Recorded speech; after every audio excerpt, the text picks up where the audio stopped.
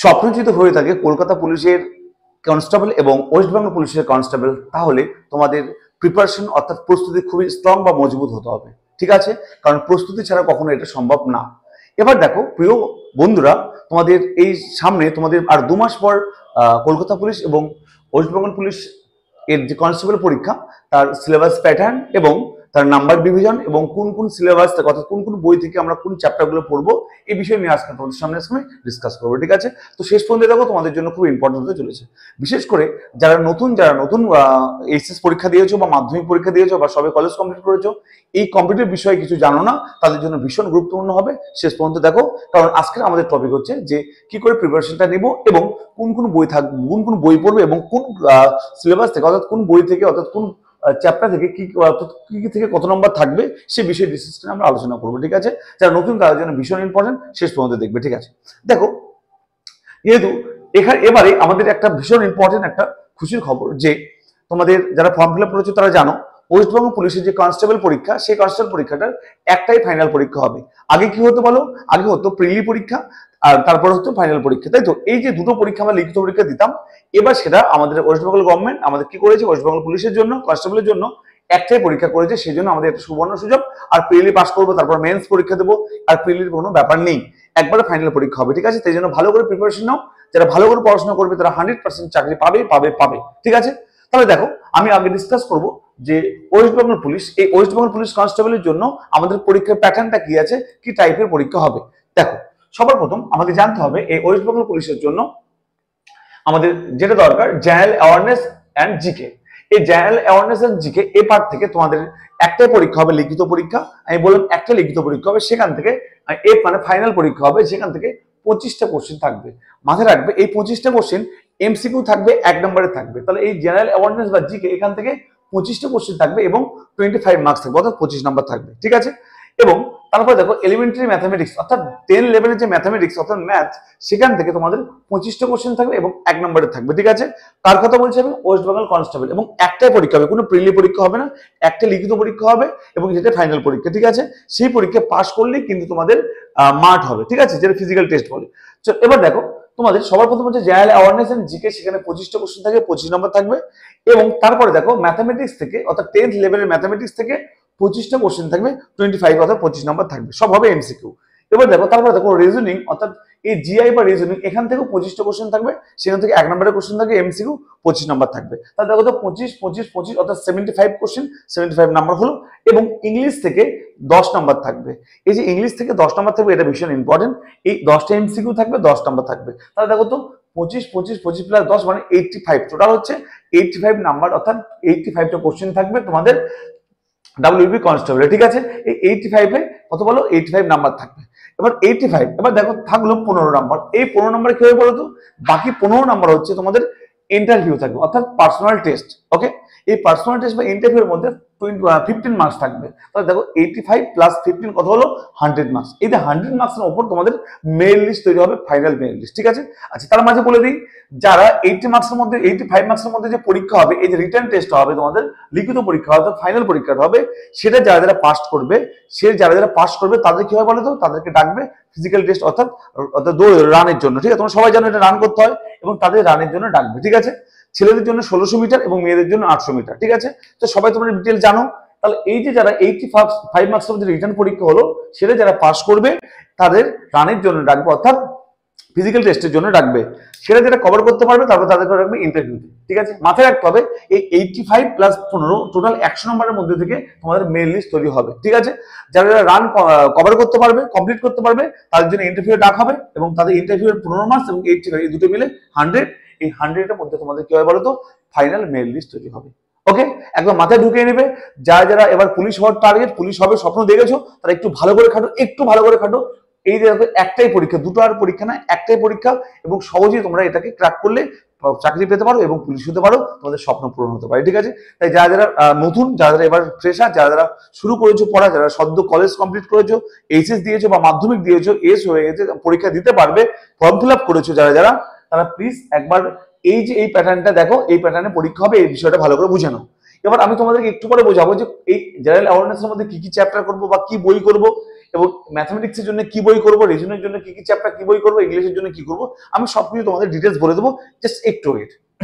তার সঙ্গে সঙ্গে দেখো আমাদের পরীক্ষা হবে কেপি কনস্টেবল, তারাও ডেট দিয়ে দিয়েছে, এটারও ডেট দিয়ে দিয়েছে কবে পরীক্ষা হবে, এটাও ডেট দিয়ে দিয়েছে কবে পরীক্ষা হবে। তাহলে নিশ্চয়ই 2 মাস 2.5 মাসের মধ্যে সমস্ত পরীক্ষা কভার হয়ে যাবে। এই 2-2.5 মাসের মধ্যে দেখো কি কি পড়বো সব ডিটেলস বলে দেবো। আগে দেখো এই কেপি কনস্টেবলের জন্য আমাদের সিলেবাস প্যাটার্নটা কি কি আছে। সবার প্রথম দেখো এখানেও জেনারেল অ্যাওয়ারনেস এন্ড জিকে, এই দুই পুরোটা থেকে আমাদের আছে কত বলো তো, এই যে পি, পি মানে হচ্ছে প্রিলি, এখানে কিন্তু সরি কেপি কনস্টেবলের মধ্যে, কেপি কনস্টেবলের কিন্তু এটার মধ্যে রুলস না, এটা যেমন একটা লিখিত পরীক্ষা হবে, এটা কিন্তু দুটো পরীক্ষা হবে, আগের মতোই প্যাটার্ন। কি সবার প্রথম হচ্ছে যে এখানে একটা প্রিলি পরীক্ষা হবে, এই কেপি কনস্টেবল সবার প্রথম আগের মতো নিয়ম, প্রিলি পরীক্ষা হবে 100 মার্কসের, সেটা প্রিলি পাস করার পর মাঠে রাখবে, মাঠ কভার করার পর তারপর ফাইনাল পরীক্ষা অর্থাৎ মেন্স পরীক্ষা ডাকবে, সেটা কভার করার পর ইন্টারভিউ হবে, ঠিক আছে। তো ডিটেলস বলবো, দেখো এটা হচ্ছে আগের নিয়মে পরীক্ষাটা হবে, ঠিক আছে। তো দেখো কেপি কনস্টেবলের সবার আগে হবে প্রিলি পরীক্ষা, ঠিক আছে। তাহলে দেখো প্রিলি পরীক্ষার মধ্যে কি কি থাকবে। সবার প্রথম পি মানে কি বলো, প্রিলি পরীক্ষা। এই প্রিলি পরীক্ষায় তোমাদের 40 নাম্বার থাকবে কোথায় বলো, জেনারেল অ্যাওয়ারনেস এন্ড জিকে তে, ক্লিয়ার। এটার মধ্যে আগে প্রিলি পরীক্ষা হবে, সেই প্রিলি পরীক্ষায় জেনারেল অ্যাওয়ারনেস বা জিকে থেকে 40 নাম্বার থাকবে, ওকে। এবং এলিমেন্টারি ম্যাথমেটিক্স অর্থাৎ 10 লেভেলের ম্যাথমেটিক্স থেকে কত থাকবে বলো, 30 নাম্বার থাকবে, ক্লিয়ার, বোঝা গেল, 30 নাম্বার থাকবে। এবং রিজনিং থেকে থাকবে কত বলো, 30 নাম্বার থাকবে, রিজনিং থেকে বা কত থাকবে, 30 নাম্বার থাকবে। এবং তারপর ইংলিশ থেকে কোনো নাম্বার থাকবে না। তো এখানে দেখো টোটাল প্রিলিমস পরীক্ষা হবে 100 মার্কসের, দেখো তো জেনারেল অ্যাওয়ারনেস বা জিকে থাকবে 40 নাম্বার, এলিমেন্টারি ম্যাথমেটিক্স 10 লেভেলে থাকবে 30 নাম্বার, আর রিজনিং থাকবে 30 নাম্বার। তাহলে দেখো 30 30 60 আর 40 100 নাম্বার। এই 100 নাম্বার হবে প্রিলিম পরীক্ষা প্রথমে, ঠিক আছে। তার ডেট তোমাদের দিয়ে দিয়েছে কবে পরীক্ষা হবে, অক্টোবরে, ঠিক আছে। এবার দেখো স্যার এই পরীক্ষাটা হয়ে যাওয়ার পর যারা ক্লিয়ার করতে পারবে, প্রিলিম যারা ক্লিয়ার করতে পারবে তাদের ডাকা হবে ফিজিক্যাল টেস্ট অথবা রানের জন্য, ঠিক আছে। তারা রান ক্লিয়ার করে, যদি রান ক্লিয়ার করতে পারে সেম এখানে ছেলেদের জন্য 1600 মিটার, মেয়েদের জন্য 800 মিটার, ওকে। এবার যারা রানটা ক্লিয়ার করবে, যারা তোমাদের ফিজিক্যাল টেস্টটা কমপ্লিটলি ক্লিয়ার করবে, তাদের কি হবে, মেন্সের জন্য ডেট দেওয়া হবে, ঠিক আছে, যে মেন্স পরীক্ষা কবে হবে। আর মেন্স পরীক্ষার সিলেবাস কি বলো, এখানে মেন্স পরীক্ষার সিলেবাস হচ্ছে যে মেন্সে টোটাল 85 মার্কসের পরীক্ষা হবে, এটার মতো সেম যে 85 মার্কসের পরীক্ষা হবে, ঠিক আছে। দেখো কি হবে, এই জেনারেল অ্যাওয়ারনেস বা জিকে থেকে থাকবে 25 মার্কস মেন্সের, এবং ম্যাথমেটিক্স থাকবে 25 মার্কস, আর রিজনিং থেকে থাকবে হচ্ছে 25 মার্কস, আর ইংলিশ থেকে থাকবে 25 মার্কস। এটা হচ্ছে মেন্সের সিলেবাস। টোটাল কত বলো, 25 25 50 আর 25 75 প্লাস 10 মানে 85। তাহলে এখানে মেন্স পরীক্ষা বা ফাইনাল পরীক্ষা, রিটার্ন পরীক্ষা হবে 85 মার্কসের, 85, তার সঙ্গে প্লাস হবে 15 মার্কস হচ্ছে ইন্টারভিউ, ওকে। ইন্টারভিউ হবে 15 মার্কস। টোটাল কত বলো, টোটাল হবে কত বলো, 100 মার্কস। এই 100 মার্কসের মধ্যে এখানে আবার ফাইনাল মেরিট লিস্ট তৈরি করা হবে, ওকে, ক্লিয়ার হলো। তাহলে তোমাদের দেখো এই যে নাম্বার ডিভিশন, এটা কিন্তু আগের প্যাটার্নে আছে, প্রিলি তারপর মেন্স, আর এটা কিন্তু একটাই প্যাটার্ন, শুধুমাত্র মেন্স, প্রিলি কিন্তু হবে না। সেই জন্য যারা ডাব্লিউ ফর্ম ফিল আপ করেছো একদম সাবধানে পড়াশোনা করো, যারা একদম ফ্রেশার, যারা একদম নতুন, তারা একদম ভালো করে পড়াশোনা করো, একদম খেটে পড়াশোনা করো 2-3 মাস, তারা একদম ক্র্যাক করে ফেলবে, ঠিক আছে। খুব কঠিন কোশ্চেন না, তা একদমই না, একদমই খুবই কঠিন কোশ্চেন না, কিন্তু ভালো করে পড়তে হবে, ওকে। এবার আমি তোমাদের জানিয়ে দেবো স্যার কি করে আমরা পড়বো, এই জেনারেল অ্যাওয়ারনেস কি কি থেকে পড়বো আমরা, কি করে এখানে এটা ক্লিয়ার করার জন্য 25 কোশ্চেনটা আমরা কি করে আমরা কমন পাবো, কমন আবার কি করে কিভাবে পড়লে পাবো। সবার প্রথম দেখো কথা বলি জেনারেল অ্যাওয়ারনেস নিয়ে, তারপর জিকে নিয়ে পড়বো, ঠিক আছে। দেখো এই জেনারেল অ্যাওয়ারনেস আর জিকে ব্যাপার দুটো একটু আলাদা, একটু ডিফারেন্স আছে, ডিফারেন্সটা বুঝতে হবে।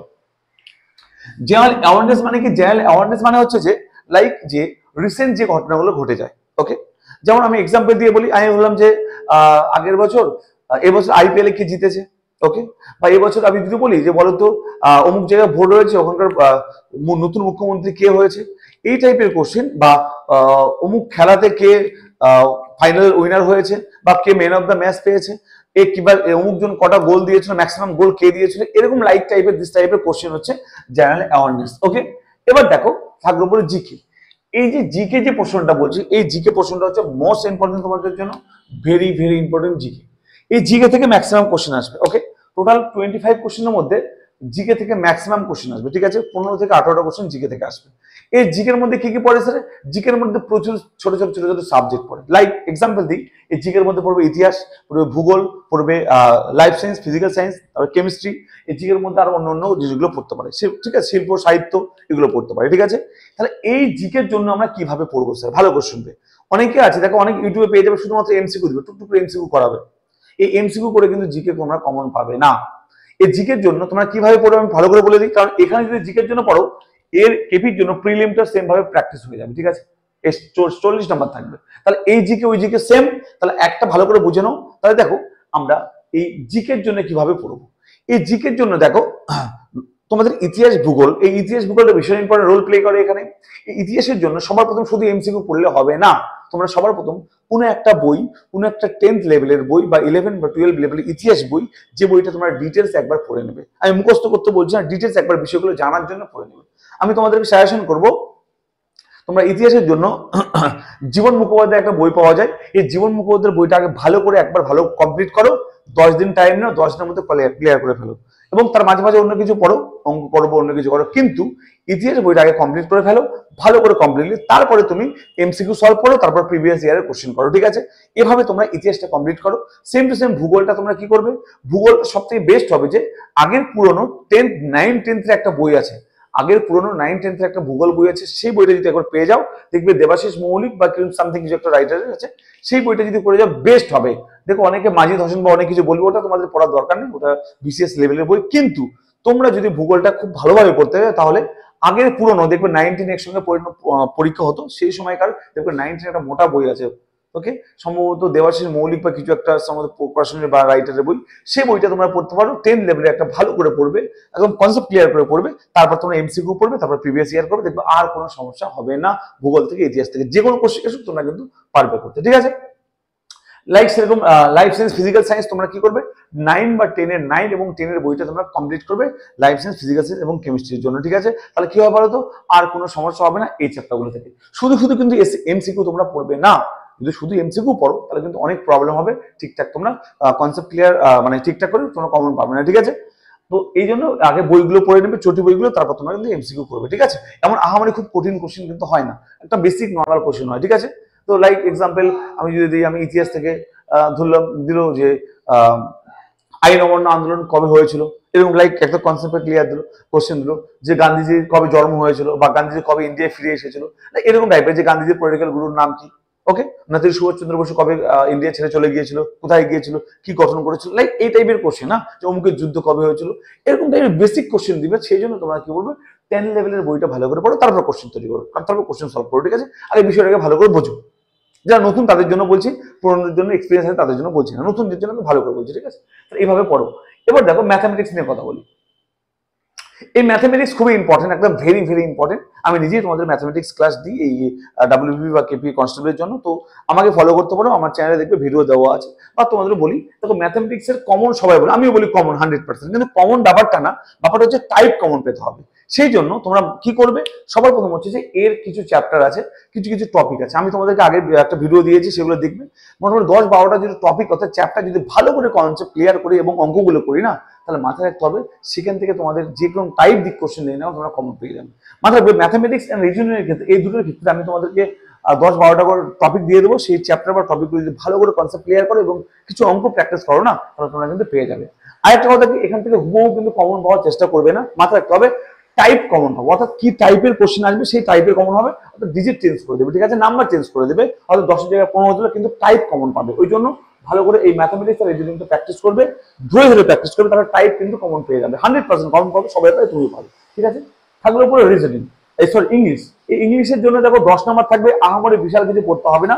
তোমরা কি করবে বলো, প্রত্যেকদিন 20 মিনিট করে রিজনিং ইংলিশটা পড়বে। কিভাবে পড়বে, টপিক ধরে ধরে কিন্তু তোমরা কি কি এর মধ্যে ইডিয়মস আছে, তারপরে ওয়ান ওয়ার্ড সাবস্টিটিউশন আছে, অনেক কিছু আছে, এই টপিকগুলো তোমরা কি করবে, ধরে ধরে প্রত্যেকদিন আধা ঘন্টা বা 20 মিনিট করে পড়লে তোমরা কিন্তু কভার হয়ে যাবে, ঠিক আছে? এভাবে পড়ো, এভাবে যদি তোমরা ধরে ধরে পড়ো, তাহলে আমি শিওর করছি তোমরা 100% এই কনস্টেবল ডাব্লিউবি হোক আর কেপি হোক তোমরা কিন্তু ক্লিয়ার করতে পারবে, ঠিক আছে? এভাবে তোমরা ধরে ধরে পড়ো, তোমরা আরামসে ক্লিয়ার করতে পারবে। এখানে দেখো এই সেম এর ক্ষেত্রে দেখো তো জেনারেল অ্যাওয়ারনেস বা জিকে 40 নাম্বার প্রিলিতে আছে, এলিমেন্টারি ম্যাথমেটিক্স 30 নাম্বার আছে, রিজনিং 30 নাম্বার আছে, ইংলিশ কিন্তু প্রিলিতে নেই। এই যে ভেরি ইম্পর্টেন্ট, দেখো 40 30 30, তাহলে আমাদের একটু ভালো করে প্র্যাকটিস করতে হবে। যদি ভালো করে প্র্যাকটিস করতে পারি এগুলো না, তাহলে কিন্তু সত্যি ক্লিয়ার করতে পারবো। আর শুধু শুধু এমসিকিউ শুধু পড়বে না, জিকের এমসিকিউ, ইতিহাসের একটা ভিডিও দেখলাম, কোনো স্যার ইতিহাসের ভিডিও দিয়েছে, তাহলে হবে না, আগে ভালো করে বইটা পড়বে, ঠিক আছে? তাহলে কিন্তু ক্লিয়ার করতে পারবে, ঠিক আছে? এভাবে তোমরা একদম ভালো করে কনসেপ্ট ক্লিয়ার করো। যদি তোমাদের টার্গেট ডাব্লিউবিপি থাকে অর্থাৎ কেপি বা ডাব্লিউবি কনস্টেবল থাকে, যদি তোমরা সিরিয়াস ক্যান্ডিডেট হও 100% বলছি তোমরা একদম ক্লিয়ার করতে পারবে, 100% পারবে যদি তোমরা ভালো করে একটু ফোকাস করো। বেশি কঠিন কোশ্চেন কিন্তু কেপি বা ডাব্লিউবি কনস্টেবল হয় না, একদম মিনিমাম লেভেলের কোশ্চেন। কারণ বলো তো এটা মাধ্যমিক লেভেলের পরীক্ষা, ঠিক আছে? সেই জন্য ভালো করে একটু প্র্যাকটিস করো, ভালো করে একটু পড়াশোনা করো, আর এখন থেকে মাঠে ছোটাছুটি শুরু করে দাও। তোমরা আরামসে 100% ক্লিয়ার করতে পারবে, তোমরা ক্র্যাক করতে পারবে তোমার টার্গেট যদি পুলিশ হয়। ওকে, আর কি করতে এখানে আসবে না, যারা ভালো পড়াশোনা করো সিরিয়াসলি, যারা নতুন ফ্রেশার্স তাদের জন্য কিন্তু এভাবে পড়তে হবে, ঠিক আছে? কখনো শর্টকাট করতে যাবে না, একটু ডিটেলস পড়ার চেষ্টা করবে, বইটা নোট বই বা মানে ডিটেলসে জানার চেষ্টা করবে, তারপর কিন্তু এমসিকিউ করবে, ঠিক আছে? তো এইভাবে তোমাদের পরীক্ষা হবে, ভালো করে প্র্যাকটিস করো। আমি তোমাদের জন্য অল দ্য বেস্ট, তোমরা সবাই চাকরি পাবে আমি এইটুকু আশা করছি। ভালো করে পড়াশোনা করো, সবাই তোমরা চাকরি পেয়ে যাও এইটুকু আশা করো, ঠিক আছে? ভালো থেকো, ভালো করে পড়াশোনা করো, ঠিক আছে?